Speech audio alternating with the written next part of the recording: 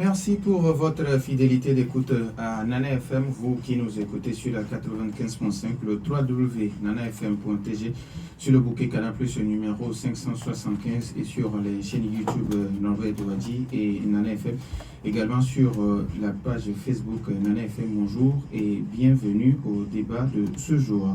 Le président de la République, Faure Eswatini Gnassingbé, a promulgué hier la loi portant révision de la Constitution, marquant ainsi une nouvelle étape dans la vie institutionnelle du pays.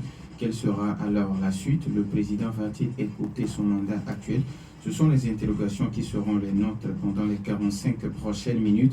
Et pour en parler, nous recevons sur notre plateau Kanka Malik Natiaba du Parti Unir.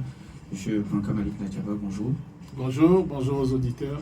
Alors, les auditeurs, vous avez donc la possibilité d'intervenir dans ce débat sur nos deux numéros. 91 09 71 71 ou le 96 61 58 58. Je suis Norbert Douadji et Nestor Blo assure la mise en onde. Bienvenue sur la plus belle dame de Lomé. Une fois encore, merci pour votre fidélité d'écoute à Nana FM. Alors, depuis hier, le président de la République a procédé à la promulgation de la loi portant révision de la Constitution, marquant ainsi une nouvelle étape dans la vie institutionnelle du pays. Faut-il dire que c'est un sentiment de mission accomplie pour le Parti Unir? Merci bien. Je pense que la décision à laquelle vous faites référence est une décision d'une institution républicaine, de la présidence de la République, et qui, dans le cadre de la Constitution, doit promulguer un test avec un délai donné. Donc c'est ce qui est arrivé. En tant que membre du Parti Unir, nous saluons toujours le fonctionnement cohérent et normal des institutions, et pour dire que les actions qui sont menées par les institutions le sont dans le cadre de l'intérêt général. Et donc nous considérons que cette promulgation va dans ce sens-là, c'est-à-dire dans le sens de doter notre pays d'un cadre institutionnel cohérent, efficace, transparent et qui permette de nous atteler à l'enjeu le plus important pour nous tous, le développement de notre pays. Alors, maintenant, quelle sera la suite? Est-ce que le président de la République va écouter son mandat ou comment ça va se faire? D'abord, la formulation de est-ce qu'il va écouter son mandat, je pense que ce n'est pas quelque chose de personnel. Donc, ce n'est pas une décision qui est individuelle en fonction du bon vouloir d'une personne. Je pense que le test ayant été promulgué, il y a des procédures pour que ce test-là soit mis, pour que le journal officiel sorte. Et on verra quand le test sera, mis en œuvre, les dispositions qu'il contient à cet égard. Parce qu'il peut y avoir des dispositions qui sont des dispositions transitoires, qui peuvent permettre que les choses puissent se mettre en place. Ce qu'il faut retenir, c'est que le processus a été conduit de manière légitime et cohérente, et qu'aujourd'hui on est toujours dans cette cohérence-là, et que l'élément le plus important, c'est que les institutions fonctionneront dans le cadre de ce passage, de cette bascule qui se fera de manière très fluide, de manière très organisée et de manière cohérente entre la République qui est en train de s'achever et celle qui est née à travers l'acte de promulgation qui a été pris hier. Alors, après les législatives, le Parti Unir a remporté également une large majorité de sièges aux élections régionales, 147 sur 179. Finalement, c'est une double victoire pour le Parti Unir. Oui, je pense que c'est encore une fois cohérent.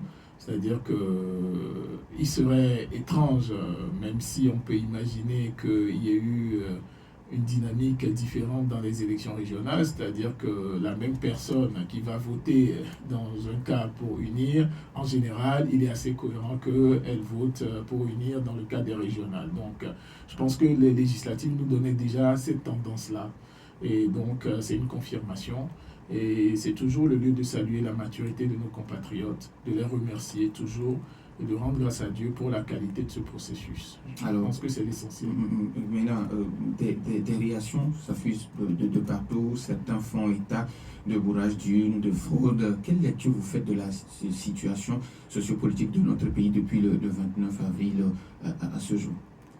La première lecture qu'il faut faire, c'est que ce qui a été vu dans le cadre de la pré-campagne, de la campagne, s'est confirmé dans les urnes. C'est-à-dire que la dynamique politique forte était du côté d'un parti que tout le monde a vu. Tout le monde a vu cette dynamique-là. On ne peut pas dire qu'on ne l'a pas vue. Et peut-être les hésitations et les besoins d'ajustement qui étaient de notre côté se sont vus aussi. Donc je pense que cela s'est traduit dans les urnes le 29 avril. Et surtout, ce qui est marquant, à mon avis, et c'est sur cela qu'il faut peut-être s'attarder, c'est l'écart considérable qui ne souffre, à mon avis, pas de contestation sur le fond. Il y a des allégations qui sont portées et ces allégations-là doivent, je pense, pour être soutenues et pour, d'une certaine façon, répondre à l'esprit de responsabilité qui nous engage tous, qui fait que dans la vie en général, il ne faut pas porter des accusations sans en apporter la preuve. Ce serait bien que la suite soit que les juridictions soient saisies avec les éléments de preuve pour que ces juridictions-là, avec ces éléments de preuve, puissent se prononcer. Ça serait une bonne chose parce que ça permettrait aux uns et aux autres de prouver leur dire. Et compte tenu de l'écart qui a été constaté, je pense que les populations togolaises se sont exprimées clairement en faveur de la vision et de la politique du chef de l'État qui repose sur la paix et la sécurité, l'inclusion économique et sociale et le développement économique. Et pour cela, nous les remercions. Alors, 96% des voix pour les législatives et puis 147 sur 179 pour les régionales. Qu'est-ce qui a milité en la faveur du parti uni? Alors, c'est 96% des sièges, pas 96% des voix. 96% des sièges. Je pense qu'il est important d'avoir cela à l'esprit. Ce qui a milité, on peut donner plusieurs raisons, mais je vais peut-être me limiter à 3 principales. La première, c'est le leadership du président de la République. Ce leadership qui, durant toute la période, bien avant l'élection, s'est montré ouvert pour apaiser le climat politique en mettant en place la concertation des acteurs politiques qui ont discuté, qui ont échangé. Et cette politique-là de paix et de sécurité qui aussi rassure nos populations et qui permet un rayonnement de notre pays à l'international. Ce leadership, il faut le reconnaître, est salué par nos compatriotes. Ensuite, le deuxième élément, c'est l'occupation de terrain. L'occupation de terrain qui est en fait la mission de tout parti politique, élection ou pas élection. Parce qu'en réalité, ce que nous devons comprendre, c'est que en tant que parti politique, en tant qu'organisation politique, nous sommes là pour servir. Et pour servir, il faut être aux côtés des gens. Et c'est ce que le Parti uni a toujours fait. Mais bien avant l'élection, bien avant l'élection, et de manière continue, cela doit continuer à se faire. Et je dirais le troisième élément, c'est probablement le sujet même de la mise en lumière de ce projet de constitution peut-être, où on a voulu peut-être en faire un débat, peut-être pensant que ça serait un sujet difficile pour le parti unir, mais cela a été plutôt une opportunité. Parce que quand on est face à des défis, il faut les prendre comme des opportunités. Cela a été une opportunité pour expliquer, parce qu'il n'y avait rien à cacher, pour expliquer et faire de la pédagogie. Et cette campagne a donné l'opportunité. Partout où nous sommes allés, il y a eu des débats. Bien sûr, il ne faut pas penser que partout où il irait passer, les gens étaient adhérés sans aucun souci. Mais ce débat-là a permis des explications, que ce soit avec les jeunes, les femmes, les groupes d'artisans, etc. Ça a permis de donner des explications. Et au final, cela a permis finalement une adhésion forte à la vision du chef de l'État. Je pense que les raisons que nous donnons sont des raisons importantes pour les analystes. Mais en réalité, aujourd'hui, nous sommes après l'élection. Nous sommes dans une phase de retrouvailles, si je puis dire, collective, pour continuer l'œuvre de construction de notre pays avec l'ensemble des acteurs. L'Assemblée nationale, il n'y aura pas que UNIR, il y aura d'autres acteurs et il faudra travailler tous ensemble pour construire notre pays. Alors, 5 sur 113, on dirait une gouttelette d'eau dans une mer. Et si l'opposition décidait de boycotter l'Assemblée nationale? C'est une décision qui leur appartient. Je ne voudrais pas commenter cela. Je pense que c'est un mandat du peuple qui a son importance et qui a son qui a l'avantage de permettre de porter la voix du peuple.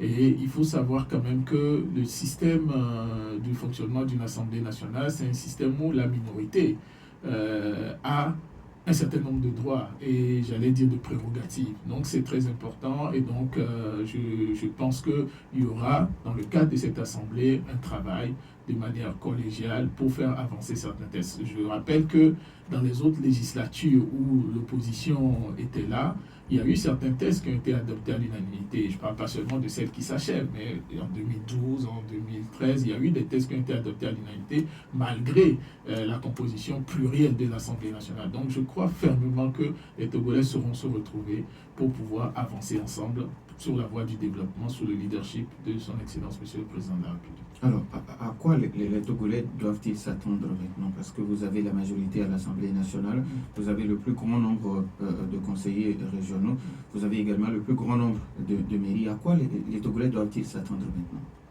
Les Togolais doivent s'attendre à la poursuite des actions qui ont été engagées avec une dynamique plus forte, avec une cohérence plus forte, avec une exécution plus forte.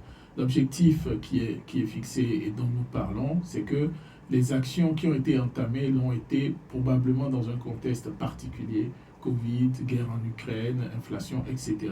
Et qu'aujourd'hui, l'ensemble de l'économie mondiale relève la tête. Et donc, il faut saisir cette opportunité pour accélérer les choses et affiner ce qui a été déjà entrepris sur le plan social, sur le plan des infrastructures, sur le plan de la sécurité. Encore, il faut continuer les actions qui ont été engagées. Et évidemment, il y a des défis et des sujets sur lesquels on peut faire certainement mieux et on peut profiter des apports des uns et des autres, de la nouveauté des uns et des autres. Et je tiens à dire que parfois on a l'impression que quand on dit que unir à la majorité des élus, dans ces élus-là, il y a un énorme renouvellement. Si les analystes s'attardent sur les nouveaux députés par rapport aux anciens députés, il y a un énorme renouvellement. Ça veut dire qu'il y aura quand même des regards nouveaux.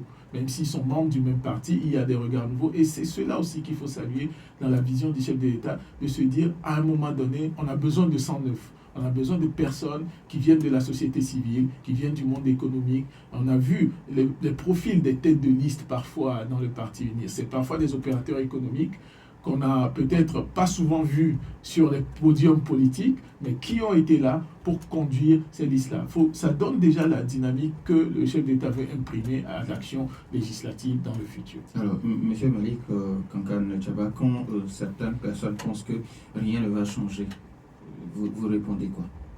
Je viens de dire que effectivement il y a un renouvellement interne qui est là et que il y a forcément un changement au sein de la dynamique politique qui va être incarnée, ne serait-ce que parce que les institutions elles-mêmes vont être remodelées par rapport au système parlementaire dans lequel nous sommes. Donc forcément, il y aura un changement, ne serait-ce qu'au niveau des institutions. Et puis au niveau politique, au niveau des actions politiques, au niveau de l'économie. Nous sommes dans une dynamique différente de 2020, au moment où l'Assemblée nationale, au moment où le président prêtait serment. Aujourd'hui, nous sommes dans une dynamique différente et je suis convaincu que les actions qui ont été entamées seront accélérées, seront mises en œuvre de manière à répondre aux différents défis, que ce soit dans le domaine de l'eau, dans le domaine de l'électricité, dans le domaine des besoins sociaux des populations. C'est un sujet sur lequel il y a encore du travail et sur lequel le chef de l'État a appelé les uns et les autres à avoir cette humilité de reconnaître cela et de continuer les efforts qui ont été engagés. Alors, je ne sais pas si vous pouvez répondre à cette question avant de donner la possibilité aux auditeurs sur nos deux numéros 91 09 71 71 ou le 96 61 58 58. Et un Togolais qui dit, ou un auditeur qui dit, et pourtant certains Togolais sont toujours payés à 35 000. J'ai entendu cela, mais je veux dire que il y a la loi, il y a l'accord entre les employeurs et les syndicats pour porter, je pense qu'il parle du salaire minimum, pour porter le salaire minimum à un niveau de... À 52 500. À 52 500. Dans toutes les régions, dans toutes les corporations, il y a la possibilité de saisir l'inspection du travail. J'invite, je ne dis pas que l'inspection du travail va régler le problème du jour au lendemain, mais en la saisissant, ils pourront échanger avec l'employeur pour vraiment lui apporter ce niveau de sensibilisation, pour qu'il comprenne que cette réglementation-là, elle s'impose à tout le monde. C'est un travail de pédagogie que nous devons faire collectivement. Les avancées sociales sont des avancées parfois complexes. Il faut que nous le reconnaissions. Parce que si vous êtes un jeune entrepreneur, vous avez 1 ou 2 salariés, vous devez doubler leur salaire ou l'augmenter du jour au lendemain. Pendant ce temps, vous devez aussi investir dans la structure de votre société. Alors, parfois, vous avez du mal à faire le choix. Est-ce que vous augmentez et ensuite vous vous séparez d'un collaborateur, ce qui va augmenter le chômage? Donc, c'est un sujet complexe. Je pense qu'il faut prendre sans passion, mais qu'il faut prendre avec pragmatisme. Et je dis qu'il y a des structures qui sont dédiées pour accompagner les employeurs et les salariés dans cette dynamique-là. 91 09 71 71 ou le 96 61 58 58. Vos questions et vos avis nous intéressent, mais après la pause.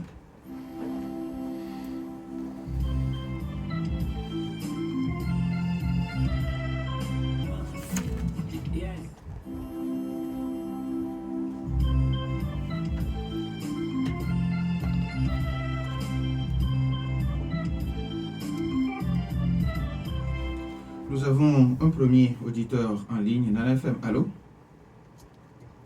Oui, allô. Oui, bonjour. Oui, bonjour. Pélé, comment allez-vous? Oh, très bien. Allez-y, on vous écoute. Ouais. Je salue monsieur le ministre. Bonjour, monsieur Pédé. D'abord, j'ai 3 préoccupations Oui, politiques seulement. Première préoccupation, vous parlez de est-ce que l'opposition va boycotter l'Assemblée? Non, l'opposition va participer à cette Assemblée-là parce que pour ces élections, je pense qu'il y a une petite démonstration. Hein. On parle de 108 pour RPP Unir. 108, je pense que 108 égale à 9, 9 égale à 0. L'opposition a 5 députés, les 5 doigts de la main, et l'opposition va travailler avec le RPP Unir. On va voir. Ce que vous parlez de est-ce que, à quoi les Togolais vont s'entendre pour RPP Unir avec Fonya Simbe? Nul, non à venir. Clair et net, parce qu'on a déjà compris qu'est-ce que Fonya Simbe attend aujourd'hui par rapport à ce qu'il avait. Seulement, on ajoute seulement les conseillers seulement. Avant, il avait tout. Mais depuis 20 ans, il n'a rien fait. Qu'est-ce qu'on attend de Fonya Simbe? Troisième préoccupation, je pense que cette promulgation, si Fonya Simbe attend jusqu'à la dernière minute pour promulguer, c'est parce qu'il y a doute. Il doute de ce qu'il a promulgué. Merci. Merci à vous aussi. 91 09 71 71 Nana FM. Allô? Alors bonjour. Oui, bonjour. C'est monsieur Kolani depuis Agoué. Monsieur Kolani depuis Agoué, on vous écoute. Oui, je salue votre invité. Bonjour, monsieur Pour Kodani. les dissertations. Parce que le parti Union pour la République est gagné Merci. ses adversaires. Et ce qui est bon, c'est leurs militants qui ont gagné d'autres militants. Mais la question qui reste posée, est-ce que c'est le peuple togolais qui ont gagné? Non. Parce que le peuple peut voter, il voit le programme des gens. Le peuple ne peut jamais sortir dans sa majorité le 22 février 2020. Aller sanctionner ce régime dans les urnes. Et ce peuple-là, qu'on gouverne, et nous avons vu la manière dont ils vont gérer l'argent du contribuable.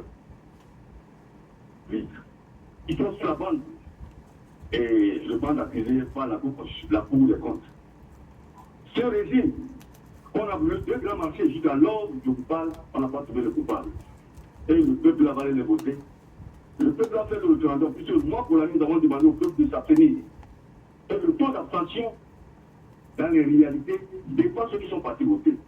Mais comme Fini a fait son appuyé, c'est son décret, il a voulu enterrer d'abord les partis politiques pour que nous puissions suivre. Mais le chef de l'État a intérêt. Je dis bien, il a intérêt d'écouter ce peuple. C'est pourquoi je demande une grande assise, le grand pardon. Ce qui s'est passé avec certaines élections-là, ça a pu diviser les Togolais. Merci C'est beaucoup. le sondage. Merci. Dans les familles. Merci beaucoup à monsieur Kolani depuis Agoué. Nana FM, allô? Allô, bonjour. Madame ici, comment allez-vous? Ça va, je manque même de mots, c'est-à-dire j'ai oublié les questions. Mais bon, C'est-à-dire que je vais demander à l'invité, là, est-ce que vous êtes fier là, du tableau que donne le Togo? Vous gouvernez depuis 63, depuis 61 ans. Et puis vous organisez ça les élections tous les ans, presque si on peut le dire. Et vous proclamez les résultats que vous voulez. Et vous êtes là. C'est-à-dire qu'on est devenus des mazos, on vous aime tant. Et tout ça là, non, c'est pas normal. On a une constitution qui dure 5 ans. Il n'y a pas à jouer avec une république. C'est-à-dire, à gouverner par ruse. Et tout ça, là, on a dit 5 ans. 5 ans, tu passes la main à M. Nakaba, tu passes la main à M. Norbert, et puis le pays se développe comme en France, quoi. C'est pas une histoire c'est pas normal, c'est pas bon. Ce que vous faites là, c'est pas bon. Merci. Et qu'est-ce que vous avez encore à nous donner? Qui gouverne un pays? Attends, plus d'un mandat, le pays est détruit. Merci. Vous avez fait 12 mandats. Merci beaucoup. C'est pas normal. Merci beaucoup à madame ici. 91 09 71 71 ou le 96 69. D'accord, on va prendre encore deux et puis on vous donne la possibilité de répondre. Nana Femalo. Il n'y a que des opinions. Monsieur Basile, comment allez-vous? Oui, je vais bien, vous. Ça va, Dieu merci. Allez-y, on vous écoute. Mais togolaisement, il faut mettre le bémol. Bon, moi, je salue, il est ministre, je crois, monsieur Malik Nachaba, c'est ça, non? Monsieur, c'est suffisant, ça va déjà. Merci. Non, ce qu'il y a, vous êtes avec le peuple togolais, tout ce que vous êtes en train de faire subir à ce peuple, toutes les élections, vous dites que vous gagnez. Bon, là n'est pas le problème. Pourquoi est-ce que vous faites ça? Pourquoi est-ce que vous faites ça? Je ne vais pas continuer. Pourquoi est-ce que vous faites ça? Tout ce que vous faites subir à ce peuple, vous gagnez toutes les élections. Pourquoi vous faites ça? Merci. Merci à vous aussi, monsieur Basile. On prend le tout des nids auditeurs. Nana FM, oui, bonjour. C'est monsieur Yoshua. Oui, monsieur Yoshua, allez-y. Bonjour. Excellence. Bonjour, monsieur.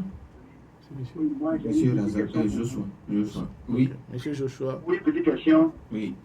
Est-ce que vous pensez que c'est vous qui faites que les gens foutent de votre victoire parce que on avait voté au Ghana lors de Nana Akufo et Mahamala. Et j'ai à la radio depuis le Togo, moi je sais que Akufo allait gagner. Sénégal, je suis au Togo, je suivais le directeur, ce qui s'appelle nuit électorale. Je savais que l'opposition allait gagner. Mais ici, on s'était assis devant nos télévisions pour sur la nuit. Et l'électoral là, vraiment, ce qu'ils nous ont foutu là, ça fait mal. Et les gens doutent quoi. Donc pourquoi ne pas laisser les médias, dès l'entrée dans le bureau de vote là, commencer par communiquer. Et la tout est clair à tout le monde. Sinon, merci de vous même. Merci à vous aussi. Alors, on va donner la possibilité à M. Kankamalik Nachaba. Vous avez suivi les uns et les autres. Monsieur Pelé qui pense que l'opposition ne va pas boycotter, l'opposition va siéger. Et quand il pense que le président avait tout, au-delà des conseillers régionaux, le président avait tout, mais rien n'a changé. Merci. Je voudrais remercier l'ensemble des auditeurs et en propos liminaire dire que je pense que parfois nous devons, en tant que citoyens, donner la place au débat, à la discussion. Et que quand on prend le temps d'appeler dans ces émissions, c'est vraiment assez difficile de constater que c'est pour faire des monologues, pour faire des affirmations pour la plupart du temps gratuites, pour ne pas dire offensantes. Et donc c'est vraiment déplorable. Je pense que nous pouvons faire mieux, que les auditeurs méritent beaucoup mieux que cela. Et donc vraiment c'est quelque chose que nous notons chaque fois où nous venons dans ces émissions. Et cela ne nous dérange pas, nous répondons à toutes les questions. Mais je pense que nous pouvons offrir beaucoup mieux aux auditeurs. Ceci étant dit, dire que il n'y avait pas de questions, même s'il disait que oui, il y a un approfondissement, un élargissement de la majorité du Parti Unir, puisque l'élection régionale a été favorable. Et donc, cela permet d'avoir une cohérence d'action. Une cohérence d'action au niveau national, au niveau local, et au niveau régional et au niveau communal. Cela permet d'avoir une dynamique collective qui est forte, qui est intéressante. Mais je note aussi que, comme je l'ai dit pour l'Assemblée nationale, il y aura très peu de conseils régionaux à 100% pour un seul parti. Donc, cela va aussi améliorer le débat politique local. C'est quelque chose de très important. Nous le constatons dans les conseils municipaux. On a des conseils municipaux où les maires d'un parti, quel que soit le parti, discutent régulièrement avec leurs adjoints qui sont d'un autre parti, comme cela est prévu dans les textes. C'est cela même la démocratie, le dialogue et la collaboration pour le bien commun. Et donc, ensuite, merci M. Kolani pour ces félicitations. Et il a dit, mais est-ce que c'est le peuple togolais qui a voté? Je pense que nous ne devons pas penser qu'il y a un banc politique qui a le monopole du peuple. Le peuple togolais, c'est le peuple togolais, un et indivisible. Et c'est lui qui s'exprime dans les urnes. On ne peut pas faire primer la voix de ceux qui ne se sont pas exprimés sur la voix de ceux qui se sont exprimés. Ce serait contraire à l'esprit même de la démocratie. Et ça m'étonne que ce soit ceux qui se réclament de la démocratie qui évoquent cela. Donc, très sincèrement, le peuple s'est exprimé, il s'est exprimé largement et s'est exprimé en faveur du Parti uni. Cela n'en demeure pas qu'il reste des messages que ceux qui ne se sont pas déplacés ont envoyés. Et donc, il faut entendre ces messages-là. Mais cela ne veut pas dire qu'il faut dénier la qualité de ceux qui ont voté à ceux qui l'ont fait. Alors, quand M. Kolani demande une assise nationale, nous sommes dans un cadre de discussion permanente, le cadre de concertation politique qui a été mis en place. Je rappelle que ce cadre, toutes les propositions qui ont été issues de ce cadre, la réforme de la charte des partis politiques, le code électoral, l'élargissement du nombre d'élus, etc., des députés aujourd'hui, ce sont des réformes qui ont été acceptées telles quelles par le gouvernement sous la haute impulsion du chef de l'État. Donc, les discussions sont toujours là, les discussions se tiennent toujours. Peut-être que le nom ou le cadre ne lui convient pas, mais bon, je ne pense pas que ce soit ça. Ce n'est pas le contenant qui est important, c'est le contenu que nous devons regarder et que nous devons approfondir. Ensuite, pour parler de la question de la fameuse fierté que les gens nous disent, est-ce que vous êtes fiers? Oui, nous sommes fiers de notre pays. Nous sommes fiers de notre pays. Nous sommes fiers de notre pays parce que nous avons vu notre pays se transformer.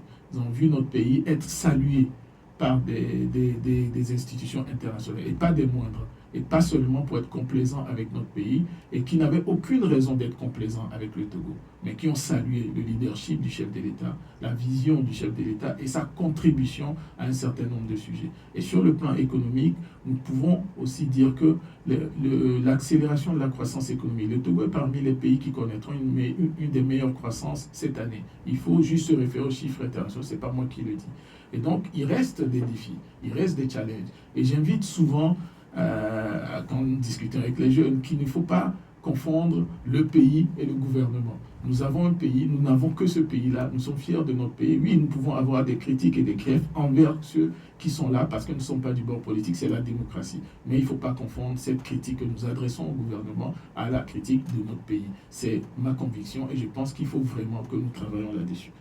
Ensuite, Monsieur Basile, je n'ai pas bien compris parce qu'il dit pourquoi vous faites ça, je ne sais pas à quoi il fait référence, et pourquoi je viens à la radio, pourquoi je fais ce que je fais, je ne sais pas. Ce que je sais, c'est que pourquoi le travail qui est fait est en train d'être fait. Parce que je suis convaincu que tous les acteurs politiques, là je le dis avec vraiment ma conviction personnelle, que tous les acteurs politiques travaillent dans le sens de l'intérêt général, qu'ils soient de mon bord politique ou d'un autre bord politique. Et je considère que ce que nous faisons, nous le faisons parce que nous avons le sens de l'intérêt général. La réforme a été faite parce qu'on a le sens de l'intérêt général, parce qu'il y a un objectif derrière d'amélioration de l'efficacité de l'État. Et c'est ce qui a été fait. Monsieur Joshua qui a parlé du Ghana et du Sénégal, moi je ne voudrais pas commenter ce qui se passe dans d'autres pays, mais je voudrais dire que chaque pays a ses tests, chaque pays a son histoire, chaque pays a sa manière de procéder. Et c'est peut-être parce que certaines choses ne sont pas dites dans le fond mais la réalité de ce que nous voyons n'est pas toujours ce qui se passe dans certains pays. On connaît beaucoup de pays qui ont été présentés comme des modèles de démocratie et qui, finalement, se retrouvent dans une situation d'instabilité terrible depuis une dizaine d'années. Et on ne sait pas quand est-ce qu'ils vont s'en sortir. Donc, je pense qu'il faut savoir raison garder. Oui, on peut faire mieux. Oui, on peut travailler à améliorer la compilation des choses, mais il faut aussi savoir que c'est un travail minutieux qui doit se faire et que ça serait plus dangereux, à mon avis, de se précipiter et de faire des erreurs. Et surtout qu'on a vu les moindres erreurs sont scrutées à la loupe et sont portées comme si c'était quelque chose de volontaire. Donc, je comprends son souhait et collectivement, nous travaillons à ce que cela puisse être amélioré. Merci. 91 09 71 71 ou le 96 71 58 58, les auditeurs ont toujours la possibilité sur ces deux numéros. 91 09 71 71 ou le 96 61 58 58. Madame ici également qui parle de l'alternance dans notre pays. L'alternance ne se décrète. La première des choses, à mon avis, l'alternance ne se décrète pas. L'alternance ne s'impose pas. L'alternance vient du fait qu'on a une élection qui décide de qui dirige le pays. Et c'est cette élection-là qui donne les orientations claires sur qui a la responsabilité de la conduite du pays. Il ne s'agit pas de proclamer qu'il faut une alternance parce qu'à un moment donné, la notion même d'alternance devient un programme politique. Et on l'a vu que nos compatriotes aujourd'hui ne sont plus dans cette dynamique-là. Ils attendent des projets concrets. Okay? Une fois qu'on leur a dit nous allons mettre fin et nous allons amener l'alternance, ils ont envie de dire et après. Et après. Et c'est ce après-là qui n'est pas encore, à mon avis, suffisamment concret, qui fait qu'ils n'adhèrent pas suffisamment à certaines propositions. Nous invitons tout le monde à travailler et si les électeurs vont dans un sens, cela sera acté, il n'y a aucun souci. Nous avons un auditeur en ligne. NFM, allô? Oui, alors bonjour. Bonjour. Je vous remercie pour votre émission. J'ai une question. Votre nom, Monsieur Achaba. Votre nom, s'il vous plaît. Et je m'appelle Salifou. Monsieur Salifou, vous nous appelez de? J'appelle Dagoé. Monsieur Salifou Dagoé, allez-y, on vous écoute. Oui. Et nous avons connu son papa comme ministre, président de l'Assemblée et tout. Je voudrais savoir, est-ce qu'il n'a jamais nourri le rêve d'avoir peut-être son père à la tête du pays comme président de la République? Il n'a jamais rêvé ça. Bon, et pour lui-même, est-ce que s'il se réveille un jour en train de rêver que lui-même est devenu chef d'État, est-ce qu'il n'irait pas consulter aussi dans l'état actuel du pays? Merci beaucoup. Merci. Oui, monsieur Kankamalik Nachaba, vous avez suivi notre ami Salifou depuis Agua. J'avoue que c'est des questions auxquelles je ne m'attendais pas, dans la mesure où c'est des sujets sur ma personne.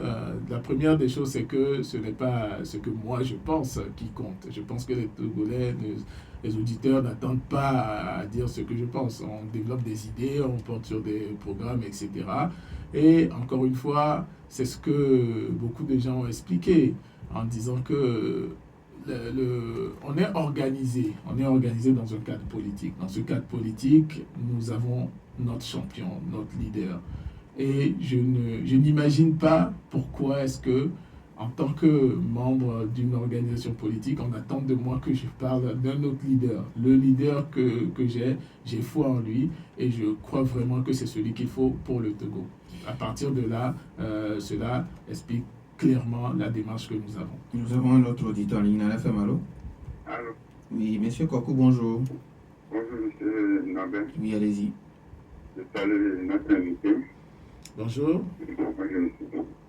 Bon, écoutez, moi, je voulais simplement demander à notre ministre et surtout à l'État togolais, est-ce qu'au jour d'aujourd'hui, c'est pas comme si on nous apprend au Togo que lorsque vous voyez un voleur voler quelque chose, vous le laissez, vous ne lui faites rien, vous irez vous plaindre, et plus tard où la peine ne sera pas prise en compte. C'est ce que je voulais dire. Parce qu'on voit des gens bourrés dessus, on interdit de les attaquer et de faire quoi que ce soit. allait se prendre au niveau de la CENI et des autres institutions. Est-ce qu'aujourd'hui, les gens des choses qui se passent là, ce n'est pas le rôle qu'on apprend au collège. Merci beaucoup. Merci à vous aussi, Monsieur Kokou. 91 09 71 71. On prend le tout des nids. Nana FM, allô? Alors, bonjour. Oui, bonjour. Bonjour, monsieur Norbert, et bonjour à l'excellence. Bonjour monsieur. Merci beaucoup pour l'initiative. Merci de vous prêter au jeu, de venir répondre aux questions. Cela permet d'édifier, d'éclairer les Togolais. Ces élections se sont passées dans un climat plus que paisible. Allô? Votre nom, s'il vous plaît. C'est Raymond. Monsieur Raymond, ok. Je dis ces élections sont passées donc dans un climat beaucoup plus que paisible et c'est quelque chose à louer, à féliciter. Et cela, je crois que les Togolais manquent de pouvoir dire que c'est grâce à celui-là qui dirige, puisque quand ce n'est pas bien, c'est celui-là qui dirige qu'on accuse. Et quand les élections sont bien passées, je souhaiterais qu'on puisse aussi féliciter celui-là qui les a organisées.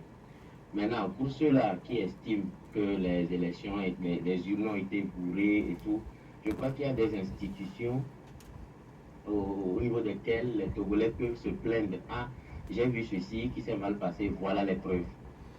Et je crois que ce n'est que comme ça, quand on se proclame être démocrate, c'est comme ça qu'on peut contribuer.